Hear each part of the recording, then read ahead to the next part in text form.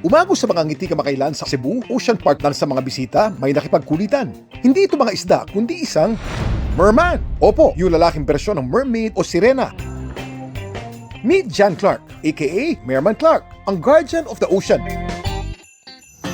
Si Clark kabilang daw sa isang grupo ng mga professional mermaid na nagtatanghal sa mga event.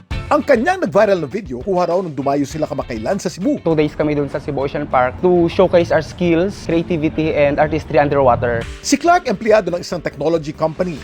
Pero nitong 2023, nag-isip siya ng bagong hobby. Nag-start ako mag-freedive. Sabi ko, parang gusto ko itry yung pagiging merman. Kasi I want something different. Mas na-enjoy ko siya. Yung goal ko is to break the stereotype. Bagay raw na kanyang na-achieve. Ang sarap sa feeling na yung mga bata pumupunta sa akin na mag-hi, nagkaganyan ng hearts. Nakita na nila yung nag-merman na. Ang mga sirena, mga maalamat na nilalang sa dagat na may ulo at upper body ng tao at buntot ng isda. Halos lahat ng kontinente sa mundo may bersyon ng mga nilalang na ito. May ilan pa nga naniniwala ng pagpapakita nila masamang pangitain daw. Madalas kasi silang inuugnay sa mga trahedya sa karagatan. Pero hindi ang isa na marahil sa pinakasikat na sirena sa mundo, ang Little Mermaid, na likha ng Danish author na si Hans Christian Andersen. Pero alam niyo ba na may isang nilalang sa ating karagatan na madalas daw mapagkamalang sirena ng mga tao noon? Ito ang mga dugong.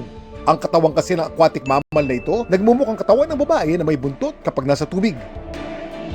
Laging tandaan, kimportante ang may alam. Ako po si Kuya Kim at sagot ko kayo, 24 oras.